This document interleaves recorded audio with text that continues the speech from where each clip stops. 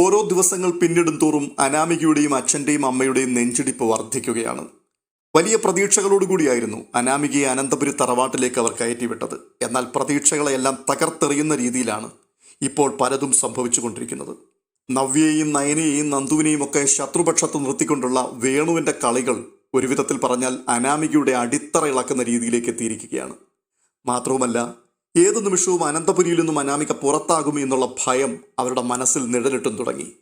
പക്ഷേ അനിയുടെ കുടുംബജീവിതം എന്നുള്ള ഒരൊറ്റ ബലഹീനതയാണ് അനന്തപുരിയിലുള്ള ഓരോ ആൾക്കാരെയും അനാമികയ്ക്കും കുടുംബത്തിനുമെതിരായി നടപടിയെടുക്കാതെ മുൻപോട്ട് നീങ്ങുവാൻ പ്രേരിപ്പിക്കുന്നത്. എന്നാൽ അനിക്കാവട്ടെ എങ്ങനെയെങ്കിലും തൻ്റെ തലയിൽ നിന്നും അനാമികയൊന്ന് ഇറങ്ങിപ്പോയാൽ മതി എന്നുള്ള ചിന്ത മാത്രമാണ്. അനിയോടുള്ള അനാമികയുടെ സമീപനം മാറ്റണമെന്ന് പലയാവർത്തി വേണുവും രേവതിയും പറഞ്ഞിട്ടും ഒരു തരത്തിലും അനിയുമായി ചേർന്നു പോകുവാൻ കഴിയാതെ അനാമിക നിരന്തരം യുദ്ധം ചെയ്തുകൊണ്ടിരിക്കുകയാണ്. എങ്കിലും അധിക നാളുകളൊന്നും ഈ അവസ്ഥയിൽ അനന്തപുരിയിൽ തുടരുവാൻ കഴിയുകയില്ല എന്നറിയാവുന്ന അനാമിക എങ്ങനെയെങ്കിലും അവിടെ ഒന്ന് കുറച്ചുകൂടി സ്വർണമോ പണമോ മോഷ്ടിക്കുവാനുള്ള ചിന്തകളിൽ തന്നെയാണ് നടക്കുന്നത്. അനാമികയെ വളരെയധികം ചേർത്ത് നിർത്തുകയും സപ്പോർട്ട് ചെയ്യുകയും ചെയ്ത ദേവയാനി തന്നെ മരണത്തിന്റെ വക്കിൽ നിന്നും കരൾ പകത്തു നൽകി ജീവിതത്തിലേക്ക് തിരികെ കൊണ്ടുവന്നത് തൻ്റെ മരുമകൾ തന്നെയാണ് എന്ന് മനസ്സിലാക്കിയപ്പോൾ മുതൽ നയനയിലേക്ക് ചായുകയും നയനയെ സ്നേഹിക്കുകയും ചെയ്യാൻ തുടങ്ങി. ആ സമയം മുതൽ അനാമികയോട് ദേവയാനിക്ക് വലിയ കോളില്ലാത്ത ഒരവസ്ഥയിലും എത്തി. അതുകൊണ്ട് തന്നെ എന്തു ചെയ്തിട്ടാണെങ്കിലും വലിയമ്മയെ സോപ്പിട്ട് നിർത്തുക എന്നുള്ള ആ ചിന്തയിൽ തന്നെയാണ് അനാമിക ഇപ്പോഴും. അങ്ങനെ ഇരിക്കെ ഒരു ദിവസം അനാമിക ദേവയാനിയുടെ മുറിയിലേക്ക് കയറി ചെല്ലുകയാണ്. എന്നിട്ട് ദേവയാനിയോട് സംസാരമധ്യേ ചോദിക്കുന്നുണ്ട്, വലിയമ്മ ആശുപത്രിയിൽ നിന്ന് വന്നതിന് ശേഷം വലിയമ്മയുടെ സ്വഭാവത്തിൽ ഒരുപാട് മാറ്റം സംഭവിച്ചിട്ടുണ്ട്. ഇത് ഞാൻ മാത്രം പറയുന്നതല്ല, ഇവിടെ മിക്കവാറും ആൾക്കാരൊക്കെ അതിനെപ്പറ്റി സംസാരിക്കാറുണ്ട്. ഏറെക്കുറെ എൻ്റെ അഭിപ്രായവും ഇപ്പോൾ അങ്ങനെയൊക്കെ തന്നെയാണ്. ഇത്രയും നാള് വലിയമ്മയുടെ ഏറ്റവും വലിയ ശത്രുവിനെ പോലെ കരുതിയിരുന്ന ഒരാളാണ് നയന. വലിയമ്മ ഇപ്പോൾ ആ നയനയെ കരുതുകയും നയനയ്ക്കൊപ്പം നിന്ന് സംസാരിക്കുകയും അവൾക്ക് അനുകൂലമായ നിലപാടുകളൊക്കെ എടുക്കുകയും ചെയ്യുന്നത് കാണുമ്പോൾ സത്യത്തിൽ എനിക്ക് അത്ഭുതം തോന്നുകയാണ്. വലിയമ്മ തന്നെ പലപ്പോഴും പറഞ്ഞിട്ടുണ്ട്, ഇവിടെ അർഹതയില്ലാതെ വന്നു കയറിയ പെണ്ണുങ്ങളാണ് അവർ രണ്ടുപേരും, അതുകൊണ്ട് തന്നെ അവരിരുവരും വെറുക്കപ്പെടേണ്ടവരാണ് എന്ന്. പക്ഷേ ആ പറഞ്ഞതെല്ലാം ഇപ്പോൾ വലിയമ്മ മറന്ന മട്ടാണ്. ശരിക്കും വലിയമ്മയ്ക്ക് എന്താണ് സംഭവിച്ചത്? കരൾ മാറ്റിവെച്ച കൂട്ടത്തിൽ വലിയമ്മയുടെ മനസ്സും മാറ്റിവെച്ചോ എന്നുള്ളതാണ് എൻ്റെ സംശയം. അതിന് ദേവയാനി മറുപടിയായിട്ട് പറയുകയാണ്, മോള് പറഞ്ഞതിൽ സത്യങ്ങളില്ലാതെയില്ല. ആശുപത്രിയിൽ നിന്നും ഒരു പുതിയ ജീവൻ ലഭിച്ച് ഈ വീട്ടിലേക്ക് മടങ്ങി വന്ന ഞാൻ അന്നു മുതൽ ചിന്തിക്കുവാൻ തുടങ്ങിയ പ്രധാനപ്പെട്ട പല കാര്യങ്ങളുണ്ട്. നമ്മുടെ ഈ ജീവിതം വളരെ ക്ഷണികമാണ്. കുറച്ചുനാൾ മാത്രമേ നമ്മളൊക്കെ ഈ ഭൂമിയിൽ ഇങ്ങനെ ജീവിച്ചിരിക്കുകയുള്ളൂ. ഇതിനിടയിൽ ശരിയായതും തെറ്റായതുമായിട്ടുള്ള ധാരാളം കാര്യങ്ങൾ നമ്മൾ കാണുകയും കേൾക്കുകയും ഒക്കെ ചെയ്യാറുണ്ട്. നമുക്കിഷ്ടമില്ലാത്തതൊക്കെ നമ്മൾ പൊക്കിപ്പിടിച്ചുകൊണ്ട് നിരന്തരം അതേ ചൊല്ലി കലഹവും വഴക്കുമൊക്കെ ആയിട്ട് നടന്നാൽ സത്യത്തിൽ ഒരു നല്ല ജീവിതമാണ് നമ്മൾ കളഞ്ഞു കുളിക്കുന്നത്. അതുകൊണ്ട് തന്നെ തെറ്റും ശരിയുമൊക്കെ തീരുമാനിക്കുന്ന ഒരാൾ മുകളിലുണ്ട്. അദ്ദേഹം തീരുമാനിക്കട്ടെ. ആ ദൈവമാണ് എനിക്കിപ്പോൾ പുതിയ ജീവിതം വീണ്ടും നൽകിയിരിക്കുന്നത്. ഇനി തുടർന്നുള്ള കാലം വഴക്കും വയ്യാവേലിയും ഒന്നുമില്ലാതെ സ്വസ്ഥതയും സമാധാനവുമായിട്ട് ജീവിക്കണമെന്നാണ് എൻ്റെ ആഗ്രഹം. പിന്നെ അനന്തപുരിയിലേക്ക് കയറി വന്ന ഇവിടുത്തെ മൂത്ത മരുമക്കളായ രണ്ടാൾക്കാർ അവരുടെ അർഹത തീരുമാനിക്കുന്നത് ശരിക്കും അവരുടെ സ്വഭാവത്തെ അടിസ്ഥാനമാക്കിയാണ്. ഇത്രയും കേട്ടപ്പോഴേക്ക് അനാമിക ചോദിക്കുക, പക്ഷേ വലിയമ്മേ, മുൻപ് വലിയമ്മ പറഞ്ഞിരുന്നത് ഈ അർഹതയൊക്കെ തീരുമാനിക്കുന്നത് അവരുടെ കുടുംബമഹിമയും അവർ കൊണ്ടുവരുന്ന സ്വത്തും പണവും ഒക്കെ ആയിരുന്നു എന്നല്ലേ? എന്നിട്ടിപ്പോൾ അത് മാറ്റിയിട്ട് അവരുടെ സ്വഭാവമാണ് എന്നൊക്കെ പറഞ്ഞാൽ എനിക്ക് മനസ്സിലാകുന്നില്ല. മോളെ, അത് തന്നെയാണ് ഞാനിപ്പോൾ പറഞ്ഞത്. ശരിയും തെറ്റുമൊക്കെ നമ്മൾ നമ്മുടെ കണ്ണുകളിൽ കൂടി മാത്രമാണ് നോക്കിക്കാണുന്നത്. അവരെ മനസ്സിലാക്കുവാനും അവരുടെ ശരികൾ അറിയുവാനും നമ്മൾ ശ്രമിച്ചിട്ടില്ല. എന്തായാലും ഇനിയുള്ള കാലം മറ്റുള്ളവരെ അറിയുകയും അവർക്കിടം കൊടുക്കുകയും അങ്ങനെ ഈ ജീവിതം സമാധാനത്തോടെ അങ്ങ് ജീവിച്ചു തീർക്കുകയും ചെയ്യണമെന്നാണ് ഈ വലിയമ്മ ആഗ്രഹിക്കുന്നത്. പിന്നെ മോളോട് എനിക്ക് പ്രത്യേകമായി പറയുവാനുള്ളൊരു കാര്യമുണ്ട്. ഇത് ഞാൻ മുൻപ് പറഞ്ഞിട്ടുള്ളതാണ്, പക്ഷേ അതിനൊന്നും മോള് വലിയ പ്രാധാന്യം കൽപ്പിച്ചിട്ടില്ല. അതിൻ്റേതായിട്ടുള്ള പ്രശ്നങ്ങളൊക്കെ തന്നെയാണ് ഇപ്പോൾ ഈ വീട്ടിൽ നടന്നുകൊണ്ടിരിക്കുന്നത്. ഞാൻ പറഞ്ഞു വരുന്നത് മോൾക്ക് മനസ്സിലാകുന്നുണ്ടെന്നാണ് എനിക്ക് തോന്നുന്നത്. അത് നിങ്ങളുടെ കുടുംബജീവിതത്തെക്കുറിച്ച് തന്നെയാണ്. അനി ഈ വീട്ടിലെ എല്ലാവരുടെയും കണ്ണിലുണ്ണിയായിരുന്നു. ഞങ്ങൾ തോളിലേറ്റി വളർത്തിക്കൊണ്ടുവന്ന അനിയെ എല്ലാവരെക്കാളും അധികം മനസ്സിലാക്കുവാൻ പറ്റുന്നത് ഞങ്ങൾക്ക് തന്നെയാണ്. ഒരു വിധത്തിൽ പറഞ്ഞാൽ അവൻ്റെ അമ്മയേക്കാൾ അധികം അവനെ മനസ്സിലാക്കിയിട്ടുള്ള ഒരാൾ ഞാൻ തന്നെയാണ്. അതിൻ്റെ അടിസ്ഥാനത്തിൽ ഞാൻ പറയുകയാണ്, അനി ഒരു പാവം കുട്ടിയാണ്. അല്പം സ്നേഹം അവൻ അങ്ങോട്ട് കൊടുത്താൽ അതിന് 100 ഇരട്ടിയായിട്ട് അവൻ മടക്കി തരുന്ന ആളാണ്. അങ്ങനെയുള്ള അനിയും അനാമികമോളും തമ്മിൽ നിരന്തരം കലഹവും ബഹളവുമായിട്ടൊക്കെ പോകുന്നത് കാണുമ്പോൾ എനിക്ക് അത്ഭുതം തോന്നുകയാണ്. എന്തായാലും അതിൻ്റെ പ്രധാനപ്പെട്ട കാരണം നന്ദു ആണെന്ന് എനിക്ക് നന്നായിട്ടറിയാം. നിങ്ങളുടെ വിവാഹത്തിന് മുൻപ് നന്ദുവും അനിയും തമ്മിൽ ഇഷ്ടമായിരുന്നു. പക്ഷേ എനിക്ക് ഒരു കാര്യം ഉറപ്പാണ്, മോളുടെ കഴുത്തിൽ അവൻ താലി ചാർത്തിയതിനു ശേഷം അനാവശ്യമായിട്ടുള്ള ഒരു ബന്ധത്തിനും നന്ദുവിൻ്റെ അടുക്കിലേക്ക് അവൻ പോയിട്ടില്ല. പക്ഷെ മോൾ അവനെ എപ്പോഴും സംശയിക്കുകയും കുറ്റപ്പെടുത്തുകയും അവനോട് അകന്നു നിൽക്കുകയും ചെയ്യുമ്പോൾ അവനും ഒരു മനുഷ്യനല്ലേ, അവൻ്റെ മനസ്സിന് ചിലപ്പോൾ ചാഞ്ചല്യവും ചാഞ്ചാട്ടവും ഒക്കെ ഉണ്ടാകാൻ സാധ്യതയുണ്ട്. അതുകൊണ്ട് അനിയെ സ്നേഹിക്കുകയും അവനെ ബഹുമാനിക്കുകയും അവനുമായി സന്തോഷത്തോടെ ജീവിക്കുകയും ചെയ്യുവാനുള്ള ഒരു തയ്യാറെടുപ്പും തീരുമാനവുമൊക്കെ ഇനിയെങ്കിലും മോളുടെ ഭാഗത്തു നിന്നുണ്ടാകണം. ഈ അനന്തപുരി തറവാട്ടിൽ ഇതുവരെ ഒരു ഡിവോഴ്സ് നടന്നിട്ടില്ല. മോളായിട്ടൊരിക്കലും അതിനുള്ളൊരു അവസരം ഉണ്ടാക്കരുത്. ഇതുമാത്രമാണ് ഈ വല്യമ്മയുടെ ഒരേ ഒരു അപേക്ഷ. അതുകൊണ്ട് മോളവനെ സ്നേഹിക്കണം. സ്നേഹം കൊണ്ട് കീഴ്പ്പെടുത്തുവാൻ കഴിയാത്തതായിട്ട് ഈ ലോകത്തൊന്നുമില്ല.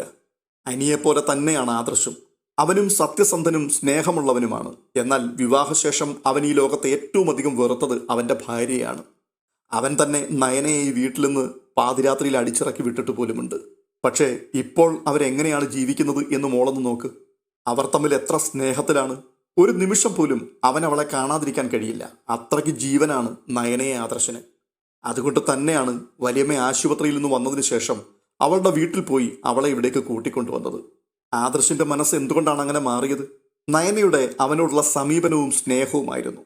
ഉടനെ അനാമിക മറുപടി പറയുകയാണ്, വലിയമ്മ കരുതുന്നത് പോലെ ഞാൻ സ്നേഹിക്കാതിരുന്നിട്ടൊന്നുമില്ല. ഞാൻ അവൻ്റെ അടുത്തേക്ക് ചെല്ലുന്നത് പോലും അവന് ഇഷ്ടമല്ല. ഏതു നേരവും അവൻ അവൻ്റെ ലോകത്താണ്. ഇതൊക്കെ കാണുകയും കേൾക്കുകയും ചെയ്യുന്ന എൻ്റെ മാനസികാവസ്ഥ എന്താണെന്ന് ഇവിടെ ആരും മനസ്സിലാക്കുന്നില്ല. അവൻ്റെ മനസ്സിൽ എപ്പോഴും അവൾ മാത്രമാണ്. അവളെ മാത്രം ഓർത്തുകൊണ്ടാണ് അവൻ ഏത് നിമിഷവും നടക്കുന്നത്. ഏതു ഭാര്യയ്ക്കാണ് വല്യമ്മേ ഇതൊക്കെ കണ്ടുകൊണ്ട് നടക്കാൻ കഴിയുന്നത്? മോളെ, നിന്റെ ജീവിതം നിന്റെ കയ്യിലാണുള്ളത്. അതെങ്ങനെ കൊണ്ടുപോകണമെന്ന് തീരുമാനിക്കാൻ കഴിയുന്നത് നിനക്ക് മാത്രമാണ്. കൂടുതലൊന്നും എനിക്ക് പറയാനില്ല. ഇത് പറഞ്ഞിട്ട് ദേവയാനി അനാമികയോട് ചോദിക്കുകയാണ്, അല്ല, മോളുടെ വിവാഹം കഴിഞ്ഞ് ഇവിടേക്ക് വന്ന സമയത്ത് വലിയമ്മ മോൾക്ക് കുറച്ചേറെ സ്വർണ്ണാഭരണങ്ങൾ തന്നിരുന്നല്ലോ. അതിൽ നിന്നാണ് ഒരു മാല മോഷണം പോയത്. ബാക്കിയുള്ള സ്വർണമൊക്കെ എവിടെയാണ് മോളെ? അതൊന്നും ഇതുവരെയും മോൾ അണിഞ്ഞ് ഞാൻ കണ്ടിട്ടില്ല. ഞാൻ വിവാഹം കഴിഞ്ഞ് ഇവിടേക്ക് വരുമ്പോൾ എൻ്റെ വീട്ടിൽ നിന്നും എനിക്ക് നൽകിയ സ്വർണമൊക്കെ ആയിരുന്നു അത്. അതൊക്കെ എൻ്റെ മരുമകൾക്ക് കൊടുക്കുവാൻ വേണ്ടി ഞാൻ കരുതി വെച്ചിരുന്നതായിരുന്നു. എന്തായാലും അത് വാങ്ങാനുള്ള ഭാഗ്യം മോൾക്കാണ് ഉണ്ടായിരുന്നത്.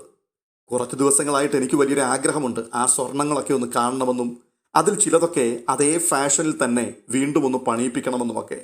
അതുകൊണ്ട് മോൾ അതൊക്കെ എന്നെ ഒന്ന് കാണിച്ചു തന്നിരുന്നെങ്കിൽ കുറച്ച് ഫോട്ടോസൊക്കെ എനിക്ക് എടുത്തിട്ട് അതേ മോഡലിൽ തന്നെ ചില പുതിയ സ്വർണങ്ങൾ പണിയിക്കാമായിരുന്നു. ഇത്രയും കേട്ടപ്പോഴേക്കും അനാമിക ഒന്ന് ഞെട്ടുകയാണ്. എന്നിട്ട് പെട്ടെന്ന് പറയുന്നു, അയ്യോ വലിയമ്മേ, അതൊന്നും ഇപ്പോൾ എൻ്റെ കയ്യിൽ ഇരിപ്പില്ലല്ലോ.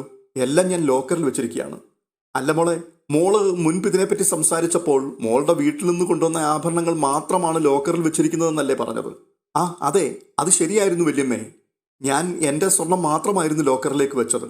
പക്ഷെ പിന്നീട് ഇവിടുന്ന് പല ആവർത്തി പണവും സ്വർണവും ഒക്കെ മോഷണം പോകാൻ തുടങ്ങിയപ്പോൾ എനിക്കാകെ ഭയമായി. സ്വർണവും പണവും ഒക്കെ മോഷ്ടിക്കുന്ന ആൾക്കാർ ഈ വീട്ടിൽ തന്നെ ഉണ്ടല്ലോ. അതുകൊണ്ട് ഇത് നഷ്ടപ്പെടേണ്ട എന്ന് കരുതി ഞാൻ ഈ സ്വർണം കൂടി എടുത്ത് അച്ഛൻ്റെ കയ്യിൽ കൊടുത്ത് ലോക്കറിൽ വെപ്പിച്ചു. ഇത്രയും കേട്ടപ്പോഴേക്ക് ദേവയാനി തൻ്റെ മനസ്സിൽ പറയുകയാണ്, പൊന്നുമോളെ, നിന്നെ വിറ്റ കാശ് എൻ്റെ കയ്യിലുണ്ട്. നിന്നെ ഞാൻ പിടിച്ചിരിക്കും. എൻ്റെ മരുമകൾക്ക് കൊടുക്കുവാൻ വേണ്ടി ഞാൻ കരുതി വെച്ചിരുന്ന സ്വർണങ്ങളായിരുന്നു അതൊക്കെ. പക്ഷേ എൻ്റെ അപ്പോഴത്തെ മാനസികാവസ്ഥയിൽ അതെല്ലാം ഞാനെടുത്ത് നിനക്ക് തന്നു. എന്നാൽ അതൊക്കെ നിനക്ക് തരാൻ ദേവയാനിക്ക് അറിയാമായിരുന്നുവെങ്കിൽ തിരിച്ചു വാങ്ങിക്കാനും അറിയാം. എന്നിട്ട് പെട്ടെന്ന് ദേവയാനി അനാമികയോട് പറയുക, ഓ അത് ശരി, മോൾ ആ സ്വർണവും കൊണ്ടുവന്ന് ലോക്കറിൽ വെച്ചു അല്ലേ? സാരമില്ല, അടുത്ത ദിവസം ഞാൻ പുറത്തേക്ക് പോകുമ്പോൾ മോളെ കൂടി വിളിക്കാം. നമുക്ക് ഒരുമിച്ച് അപ്പോൾ പോയിട്ട് ലോക്കറിൽ നിന്ന് അതൊക്കെ എടുത്തിട്ട് അതിൻ്റെ കുറച്ച് ഫോട്ടോകൾ എടുക്കുകയും ചെയ്യാം. പെട്ടെന്ന് അനാമിക, ആ ശരി വല്യമ്മേ, വലിയമ്മ പോകുമ്പോൾ എന്നോട് പറഞ്ഞാൽ മതി എന്ന് പറഞ്ഞിട്ട് വല്ലാത്തൊരു പരിഭ്രമത്തോടെ പുറത്തേക്ക് ഇറങ്ങിപ്പോവുകയാണ്. തുടർന്ന് അനാമിക മനസ്സിൽ ചിന്തിക്കുകയാണ്, ഈശ്വര, ഒന്നിനു പുറകെ ഒന്നായി പ്രശ്നങ്ങൾ തന്നെയാണല്ലോ വരുന്നത്. തൽക്കാലം അത് ലോക്കറിലാണെന്ന് പറഞ്ഞ് രക്ഷപ്പെട്ടെങ്കിലും വലിയമ്മ വിളിക്കുമ്പോൾ എനിക്ക് കൂടെ പോയേ പറ്റൂ. ലോക്കറിൽ നിന്നും അതെനിക്ക് എടുത്ത് കാണിക്കണം. പക്ഷെ ഞാൻ എന്തു ചെയ്യും? ഇത് ചിന്തിച്ചുകൊണ്ട് അനാമിക തൻ്റെ മുറിയിൽ കയറി കഥകടച്ചിട്ട് ഉടൻ തന്നെ വേണുവിനെയും രേവതിയെയും വിളിക്കുകയാണ്. ഫോൺ അറ്റൻഡ് ചെയ്ത വേണുവിനോട് ദേവയാനി സ്വർണം തിരികെ ചോദിച്ചതും അത് ലോക്കറിൽ വെച്ചിരിക്കുകയാണ്, അടുത്ത ദിവസം കാണിക്കാമെന്ന് പറഞ്ഞതുമെല്ലാം അനാമിക പറയുകയാണ്. ഇത് കേട്ട് കഴിഞ്ഞപ്പോൾ രേവതി വല്ലാത്ത ധർമ്മസങ്കടത്തിലായി. അപ്പോൾ വേണു പറയുകയാണ്, എൻ്റെ മോളെ, ഉത്തരമില്ലാത്ത പ്രശ്നങ്ങളൊന്നും തന്നെ ഇവിടെ ഇല്ല. മോൾ ഇതോർത്ത് പരിഭ്രമിക്കുകയൊന്നും വേണ്ട. അന്ന് ആ സ്വർണമൊക്കെ അടിച്ചു മാറ്റി വിൽക്കുന്നതിന് മുൻപ് നമ്മൾ അതിൻ്റെയൊക്കെ ഫോട്ടോ എടുത്ത് കയ്യിൽ വെച്ചിട്ടുണ്ടായിരുന്നില്ലേ? ആ ഫോട്ടോസൊക്കെ മോളുടെ കയ്യിലുണ്ടല്ലോ. അത് എത്രയും പെട്ടെന്ന് എൻ്റെ മൊബൈലിലേക്ക് ഒന്ന് അയച്ചേക്ക്. അതേ ഡിസൈനിലുള്ള മുക്കുപണ്ടങ്ങൾ ഇന്നോ നാളെയോ ഞാൻ ശരിയാക്കാം. എന്നിട്ട് അത് ലോക്കറിൽ കൊണ്ടുപോയി നമുക്ക് വെക്കാം. അനന്തപുരിയിലെ മരുമകളാണ് മോളെന്ന് ബാങ്കിലുള്ള എല്ലാവർക്കും അറിയാം. പലയാവർത്തി നമ്മളോട് സ്വർണം വെക്കുകയും എടുക്കുകയും ഒക്കെ ചെയ്തിട്ടുണ്ടല്ലോ. അതുകൊണ്ട് വലിയ പരിശോധനകളൊന്നും ഉണ്ടാകാൻ സാധ്യതയില്ല. പിന്നെ ഞാൻ എപ്പോഴും പറയുന്ന കാര്യങ്ങൾ മോള് ശ്രദ്ധിക്കുന്നുണ്ടോ എന്തോ? മോൾ ഇപ്പോൾ ചെന്ന് കയറിയിരിക്കുന്ന വീടുണ്ടല്ലോ, അതൊരു നിധിശേഖരമാണ്. വെറുതെ അവിടെ അങ്ങ് ജീവിച്ചു പോയതുകൊണ്ട് യാതൊരു കാര്യവുമില്ല മോളെ. കടം പകുതി പോലും വീട്ടിട്ടില്ല. ബാങ്കിൽ നിന്ന് ജപ്തി നോട്ടീസ് വന്ന് കിടക്കുകയാണ്. കുറച്ചെങ്കിലും പൈസ ഉടനെ കൊണ്ട് അടച്ചില്ലെങ്കിൽ പെരുവഴിയിൽ ഇറങ്ങേണ്ടി വരും. അതുകൊണ്ട് മോള് കാര്യമായിട്ട് എന്തെങ്കിലും ചെയ്തേ പറ്റൂ. എന്തെങ്കിലും അവിടെ നിന്ന് അടിച്ചു മാറ്റണം. അപ്പോൾ അനാമിക പറയുകയാണ്, അച്ഛാ, അച്ഛൻ പറഞ്ഞതുപോലെ വലിയ നിധിശേഖരമൊക്കെയാണ് അനന്തപുരിയിൽ ഉള്ളതെങ്കിലും അതുപോലെ ഇവിടെ CCTV ക്യാമറകളുമുണ്ട്. അതൊക്കെ കൈകാര്യം ചെയ്യുന്നത് ആദർശേട്ടനാണ്. ആ റൂമിലേക്കൊന്ന് കയറാൻ പോലും എനിക്ക് പറ്റിയിട്ടില്ല. അപ്പോൾ പിന്നെ എങ്ങനെയാണ് ഇവിടുന്ന് എനിക്ക് എന്തെങ്കിലും അടിച്ചു മാറ്റാൻ കഴിയുന്നത്? എൻ്റെ മോളെ, ബുദ്ധിപരമായി കാര്യങ്ങൾ നീക്കിയേ പറ്റൂ. ഞങ്ങൾ കൂടെ കൂടെ പറഞ്ഞതാണ് നിന്നോട് ആ അനിയെ നീ സ്നേഹിച്ച് പാട്ടിലാക്കണമെന്ന്. അങ്ങനെ ചെയ്തിരുന്നെങ്കിൽ അവൻ്റെ കയ്യിൽ നിന്ന് നിനക്ക് പണം ചോദിച്ചു വാങ്ങിക്കാമായിരുന്നു. പക്ഷെ അതിനുള്ള ബുദ്ധി പോലും നിനക്കുദിച്ചിട്ടില്ല. നീ അവനെ സ്നേഹിക്കുകയൊന്നും വേണ്ട, സ്നേഹിക്കുന്നത് പോലെ അഭിനയിക്കുകയെങ്കിലും ചെയ്യണമായിരുന്നു. അങ്ങനെ നിങ്ങൾ തമ്മിൽ രമ്യതയിലായിരുന്നു പോയിരുന്നതെങ്കിൽ അവൻ നിനക്ക് പൈസ തരുമായിരുന്നു. മൂർത്തീസ് ജ്വല്ലറി ഗ്രൂപ്പിന്റെ 3 ബ്രാഞ്ചുകളുടെ ചുമതലക്കാരനാണ് അവൻ. ചില്ലറ പണമൊന്നുമല്ല ആ കൊച്ചന്റെ കയ്യിലുള്ളത്. പക്ഷേ അനുഭവിക്കാൻ നമുക്ക് യോഗമില്ല. അത് പറയുന്നതാണ് നല്ലത്. ഒന്നുകിൽ നീ അവനെ സ്നേഹിച്ച് നിന്റെ വരുതിയിൽ കൊണ്ടുവരണം. ഇല്ല എങ്കിൽ ആ വീട്ടിൽ നിന്ന് മറ്റേതെങ്കിലും വഴിയിലൂടെ സ്വർണമോ പണമോ നീ കൈക്കലാക്കണം. ഇത് രണ്ടും നടക്കുന്നില്ലെങ്കിൽ അധിക നാളൊന്നും അച്ഛനും അമ്മയും ഇങ്ങനെ നിന്നോട് സംസാരിക്കാൻ ഇവിടെ കാണില്ല മോളെ. ഇത് കേട്ടിട്ട് അനാമിക പറയുകയാണ്, അച്ഛാ, അച്ഛൻ തൽക്കാലം സമാധാനമായിട്ടൊന്നിരിക്കെ, ഞാൻ എന്തെങ്കിലും വഴിയുണ്ടോയെന്ന് നോക്കട്ടെ. ഇത് പറഞ്ഞിട്ട് ഫോൺ കട്ട് ചെയ്തിട്ട് അനാമിക താഴേക്ക് ഇറങ്ങിപ്പോവുകയാണ്. താഴെ എത്തിയ അനാമിക ഒരു കാഴ്ച കണ്ടുകൊണ്ട് ഞെട്ടുകയാണ്. ദേവയാനി ഒരു ബോക്സിൽ നിന്ന് കുറച്ചധികം മാലകളും കമ്മലും വളയും നെക്ലസും ഒക്കെ അങ്ങനെ ടീപ്പോയുടെ മുകളിൽ നിരത്തി വെച്ചുകൊണ്ട് ഓരോന്നോരോന്നായി എടുത്ത് പരിശോധിക്കുകയാണ്. ഇത്രയും കണ്ടപ്പോഴേക്കും അനാമികയുടെ കണ്ണുകൾ മഞ്ഞളിച്ചു പോയി. അനാമിക വേഗം ദേവയാനിയുടെ അരികിലേക്ക് ചെന്നിട്ട് ചോദിക്കുകയാണ്, ആഹാ, ഇത് കൊള്ളാമല്ലോ വല്യമ്മേ. ഇത്രയധികം സ്വർണം വല്യമ്മ പിന്നെയും സൂക്ഷിച്ചു വെച്ചിരിക്കുകയായിരുന്നു. എന്തൊരു വലിയ മാലകളും എത്ര നല്ല ഡിസൈനുകളും ഒക്കെയാണിത്. അതിന് ദേവയാനിയുടെ പ്രതികരണം ഇങ്ങനെയായിരുന്നു, മോളെ, 30 വർഷത്തോളമായി ഞാൻ സൂക്ഷിച്ചു വെച്ചിരിക്കുന്ന നിധികളാണിതൊക്കെ. ഞാൻ ഈ വീട്ടിലേക്ക് വന്നപ്പോൾ ഇട്ടുകൊണ്ടുവന്ന എൻ്റെ ആഭരണങ്ങളിൽ കുറച്ചൊക്കെയാണ് ഞാൻ മോൾക്ക് തന്നത്. ബാക്കിയൊക്കെ എൻ്റെ കയ്യിലുണ്ട്. പക്ഷേ ഈ കാണുന്ന സ്വർണം മുഴുവനും ഓരോ ആഘോഷവേളകളിൽ ജയേട്ടൻ എനിക്ക് സമ്മാനിച്ചതാണ്. എൻ്റെ മനസ്സറിഞ്ഞ് ജയേട്ടൻ എനിക്ക് നൽകിയ അമൂല്യമായ സമ്പത്തുക്കളാണിതൊക്കെ. ഞാൻ എല്ലാം എടുത്തൊന്ന് നോക്കുകയായിരുന്നു കുറേ നാളുകൾക്ക് ശേഷം. പെട്ടെന്ന് അനാമിക കുറച്ചുകൂടി ഈ ആഭരണങ്ങളുടെ അടുക്കലേക്കൊന്ന് നീങ്ങി നിന്നിട്ട് ഓരോന്നായി കൈകളിലെടുത്ത് അതിൻ്റെ തൂക്കം നോക്കുകയും അതിൻ്റെ മാറ്റു പരിശോധിക്കുകയും ഒക്കെ ചെയ്യുന്ന രീതിയിൽ ദേവയാനിയോട് അങ്ങനെ ഓരോ കാര്യങ്ങൾ സംസാരിക്കുകയാണ്. എന്നിട്ട് മനസ്സിൽ താൻ ചിന്തിക്കുകയാണ്, ഇത് കുറെ അധികമുണ്ടല്ലോ. ഇതിൽ ഒരെണ്ണം അടിച്ചു മാറ്റിയാൽ ഈ തള്ളെ അറിയാനൊന്നും പോകുന്നില്ല. ഇതിൽ ഒരു വലിയ മാല ഇപ്പോൾ കിട്ടുകയാണെന്നുണ്ടെങ്കിൽ വീടിൻ്റെ ജപ്തി ഒഴിവാക്കുവാനും അച്ഛനും അമ്മയ്ക്കും തൽക്കാലം ചില കടക്കാരെ പിടിച്ചു നിർത്തുവാനും പറ്റും.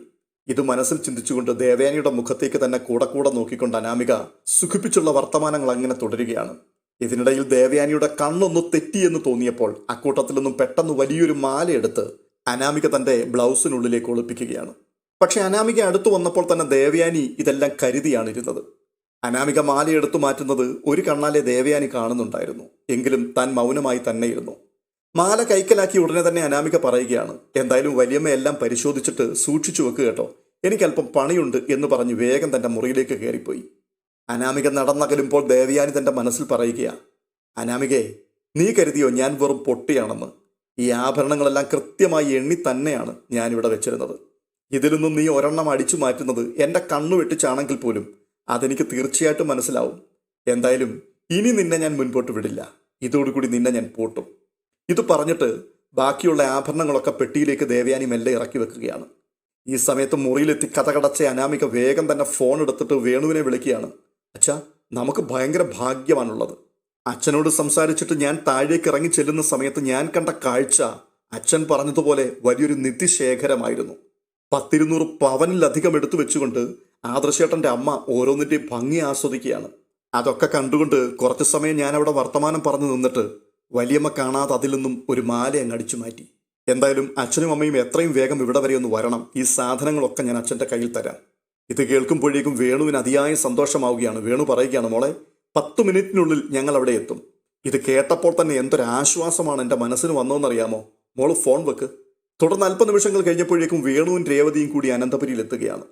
ഇരുവരെയും കണ്ടപാടെ ദേവയാനി തന്നെ എഴുന്നേറ്റ് എന്നവരെ സ്വീകരിച്ച് അകത്തേക്ക് കൊണ്ടുവരുന്നു. എന്നിട്ട് ദേവയാനിയുടെ മനസ്സിൽ താൻ വീണ്ടും പറയുകയാണ്, 3 എണ്ണവും കള്ളന് കഞ്ഞി വെച്ചവരാണ്. ആ മാല ഇവൾ മോഷ്ടിച്ചിട്ട് ഉടൻ തന്നെ ഇവിടെ നിന്ന് കടത്തുവാൻ വേണ്ടി തന്തയും തള്ളയും വിളിച്ചു വരുത്തിയിരിക്കുക. എന്തായാലും നമുക്ക് നോക്കാം എന്താകുമെന്ന്.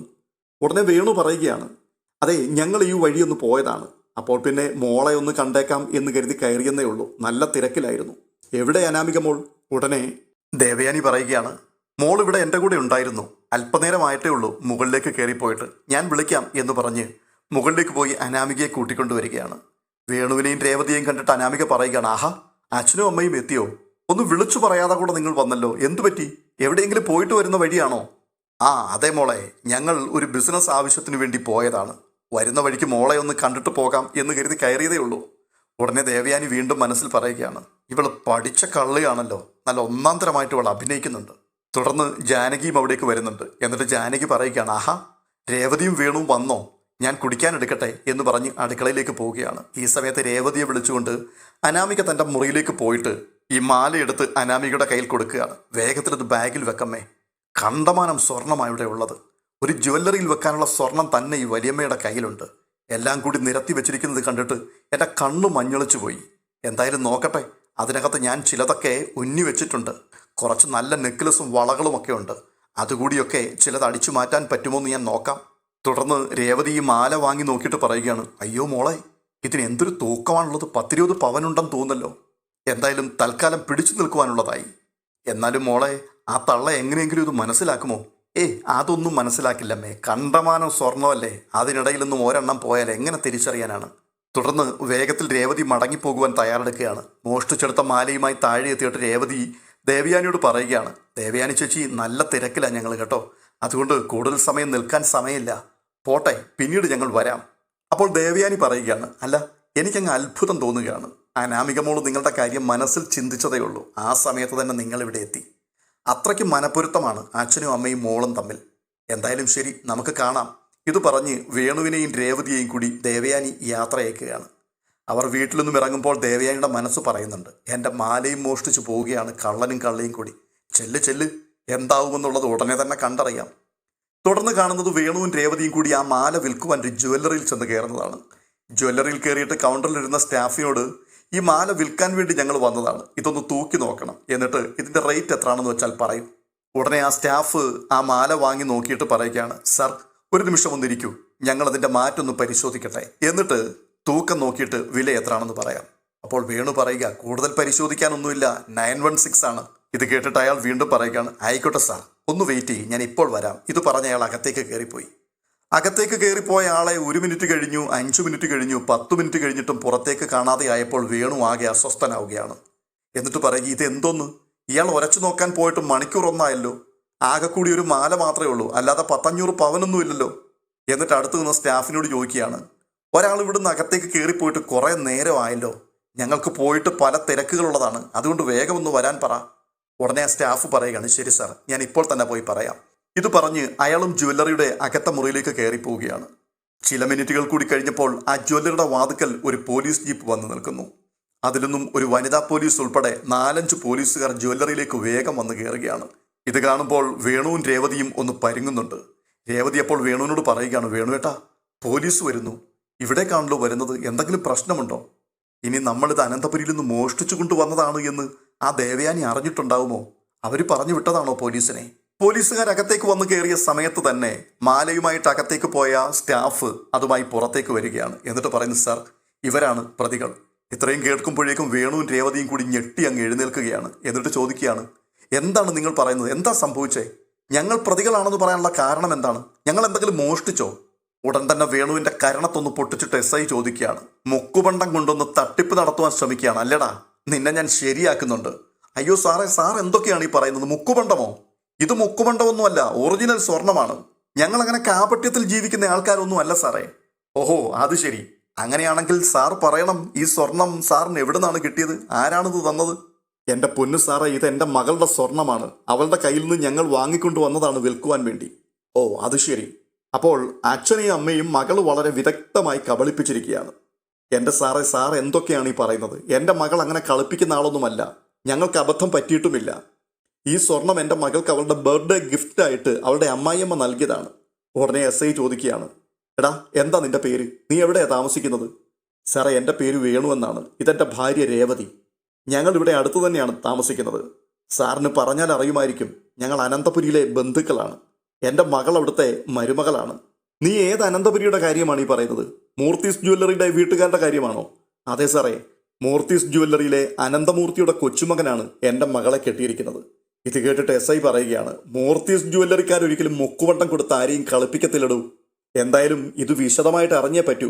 താൻ വന്ന് വണ്ടിയിലോട്ട് കയറ്. ഇത് പറഞ്ഞിട്ട് രണ്ടുപേരെയും കൂടെ പിടിച്ച് ജീപ്പിൽ കയറ്റി പോലീസ് സ്റ്റേഷനിലേക്ക് കൊണ്ടുപോവുകയാണ്.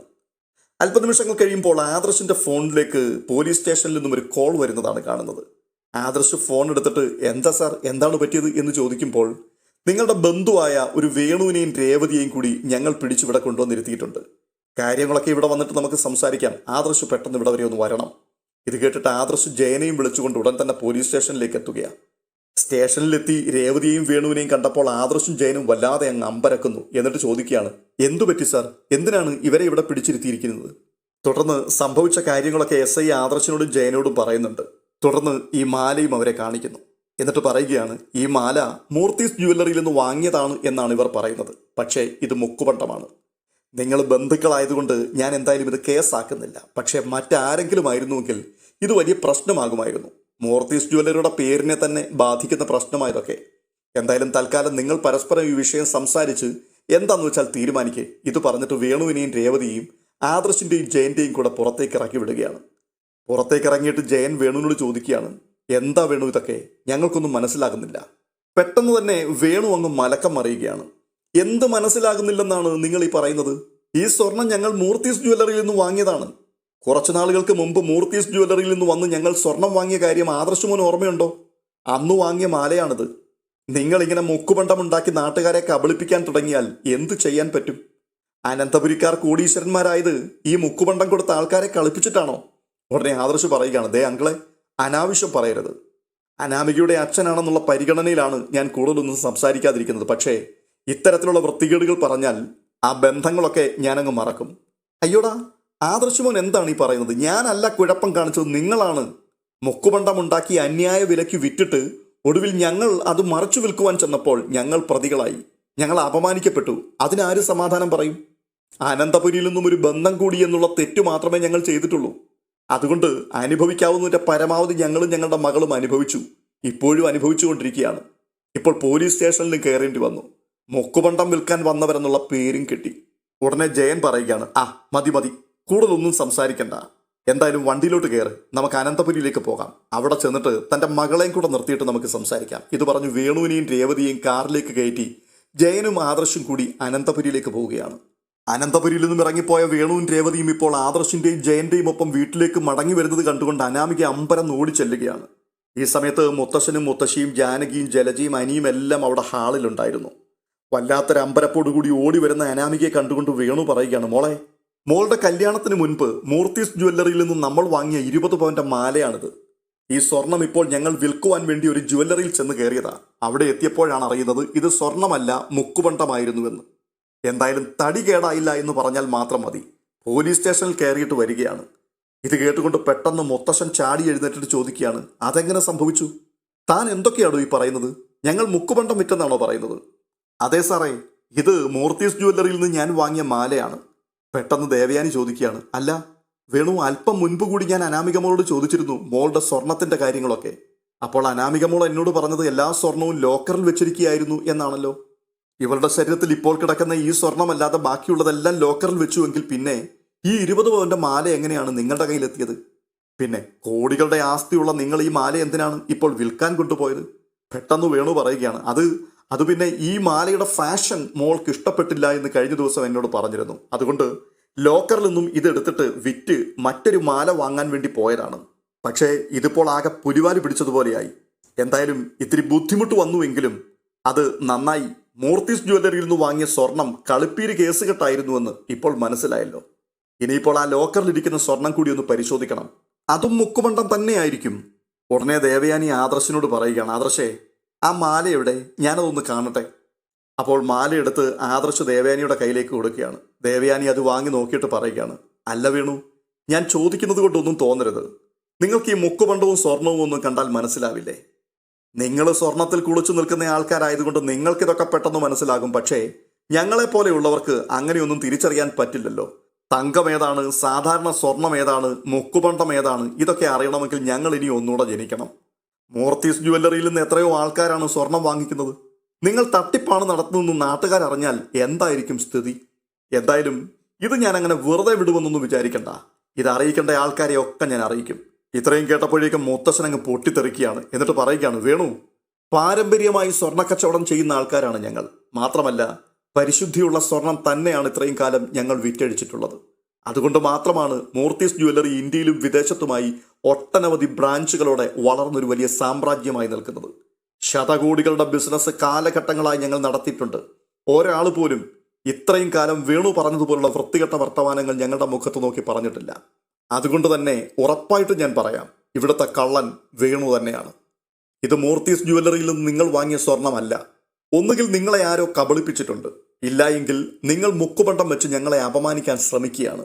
ഉടനെ വീണ്ടും വേണു, മൂർത്തി സാറേ, എനിക്കങ്ങനെ ഉടായ്പകളൊന്നും കാണിക്കേണ്ട ആവശ്യമില്ല. ഇത്രയും കാലം മാനം മര്യാദയ്ക്ക് തന്നെ ജീവിച്ചു വന്നവനാണ് ഞാൻ. എന്താ ചെയ്യേണ്ടതെന്ന് എനിക്കറിയാം. പെട്ടെന്ന് ദേവയാനി മൂർത്തി സാറിനോട് പറയുകയാണ്, അച്ഛാ, നിങ്ങൾ ആരും ഇനി ഒന്നും സംസാരിക്കണ്ട. കാര്യങ്ങളൊക്കെ എനിക്കറിയാം. എന്താ സംഭവിച്ചതെന്ന് ഞാൻ പറയാം.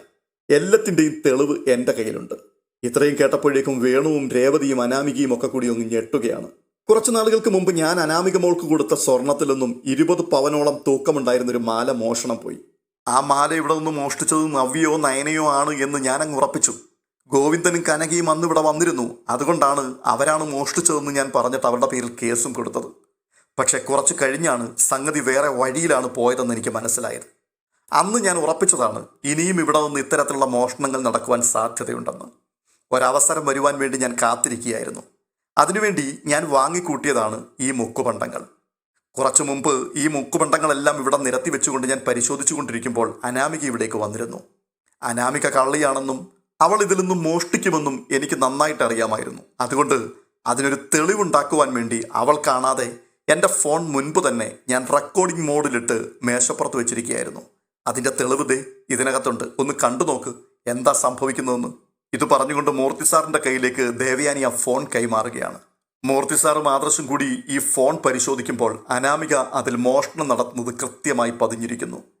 ഇതെല്ലാം കണ്ടതിന് ശേഷം മൂർത്തി സാർ വേണുവിൻ്റെ മുഖത്തേക്ക് സൂക്ഷിച്ചു നോക്കുമ്പോൾ ദേവയാനി പറയുകയാണ്, നിങ്ങളുടെ മകൾ പെരുങ്കള്ളിയാണ് എന്ന് ഞാൻ മുമ്പേ ഉറപ്പിച്ചതാണ്. പക്ഷേ എനിക്കൊരു തെളിവ് ആവശ്യമായിരുന്നു. അതിനുവേണ്ടിയാണ് ഈ പരിപാടികളൊക്കെ ഞാൻ ആസൂത്രണം ചെയ്തത്. എന്തായാലും ഇരകൊളുത്തി വെച്ചിരുന്ന ചൂണ്ടയിൽ കൃത്യസമയത്ത് തന്നെ അവൾ വന്ന് കൊത്തി. ഇതെല്ലാം കണ്ടുകൊണ്ട് നിന്ന അനി പെട്ടെന്ന് പറയുകയാണ്, ഈ വീട്ടിലേക്ക് ഇവൾ വന്നു കയറിയ സമയത്ത് തന്നെ ഞാൻ നിങ്ങളോട് എല്ലാവരോടും പറഞ്ഞതാണ്, ഇവള് എന്നെ സ്നേഹിക്കുന്നത് കൊണ്ടല്ല ഇവിടേക്ക് വന്നു കയറിയത്, പകരം അനന്തപുരിയിലെ സ്വത്താണ് ഇവളുടെ ലക്ഷ്യമെന്ന്. പക്ഷേ അത് പറഞ്ഞ ഞാൻ കുറ്റക്കാരനായി. എൻ്റെ അമ്മ ഉൾപ്പെടെയുള്ളവർ ഇതിന് മറുപടി പറയണം. ഉടനെ ദേവയാനി പറയുകയാണ്, 20 പവന്റെ മാല ഇവിടെ നിന്ന് മോഷണം പോയതിനു ശേഷം അനാമിക കൂടെ പറയുന്നുണ്ടായിരുന്നു അത് മോഷ്ടിച്ചത് നയനയാണെന്ന്. ആദ്യമൊക്കെ ഞാനത് വിശ്വസിച്ചു. എന്നാൽ തുടർന്നുള്ള ഇവരുടെ പെരുമാറ്റങ്ങളും സംസാര രീതികളും ഒക്കെ എൻ്റെ സംശയങ്ങൾ വർദ്ധിക്കുവാനിടയാക്കി. അതുകൊണ്ട് ഇതൊന്ന് പരീക്ഷിച്ചുറപ്പിക്കണം എന്ന് ഞാൻ തീരുമാനിച്ചു. ഇപ്പോൾ അതിൽ ഞാൻ വിജയിച്ചിരിക്കുകയാണ്. ഇനിയിപ്പോൾ ബാക്കി കാര്യങ്ങളൊക്കെ തീരുമാനിക്കേണ്ടത് അച്ഛനാണ്. അച്ഛൻ പറഞ്ഞോളൂ എന്തു ചെയ്യണമെന്ന്. അപ്പോൾ മുത്തശ്ശൻ പറയുകയാണ്, വേണു, എൻ്റെ കൊച്ചുമോന് വേണ്ടി ആലോചനയുമായി നിങ്ങൾ ഈ വീട്ടിൽ വന്നപ്പോൾ ഞാനിവിടെ ഇല്ലായിരുന്നു. സുഖമില്ലാതെ ആശുപത്രിയിലായിരുന്നു.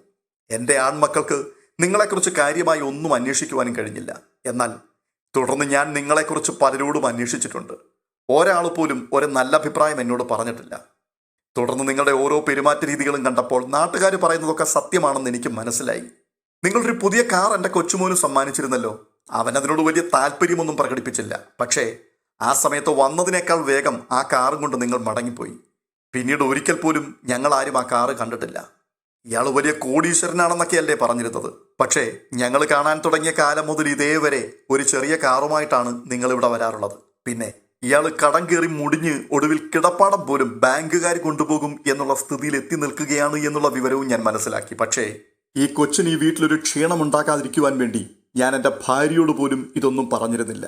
എന്തായാലും സത്യങ്ങളെല്ലാം നിങ്ങളിൽ കൂടി തന്നെ ഞങ്ങളുടെ മുമ്പിൽ വെളിപ്പെട്ട് വന്നിരിക്കുകയാണ്. ഇത്രയും കേട്ടപ്പോഴേക്കും ആദർശു വല്ലാതെ ദേഷ്യപ്പെട്ടുകൊണ്ട് വേണുവിനോട് പറയുകയാണ്, ഈ വീട്ടിൽ നിന്ന് സ്വർണം മോഷ്ടിച്ചിട്ട് നിങ്ങളതെൻ്റെ ഭാര്യയുടെയും അവരുടെ അച്ഛൻ്റെയും അമ്മയുടെയും തലയിൽ കെട്ടിവെച്ചു. ചെയ്യാത്ത കുറ്റത്തിന് നിങ്ങൾ അവരെ പോലീസ് സ്റ്റേഷനിൽ കയറ്റി. ഇത്രയും കാലം ഈ വീട്ടിൽ ബാക്കിയുള്ള ആൾക്കാർ മുഴുവൻ മണ്ടന്മാരും വിഡ്ഢികളും അനാമിക മാത്രം ബുദ്ധിയുള്ളവളുമായി അഭിനയിച്ചു.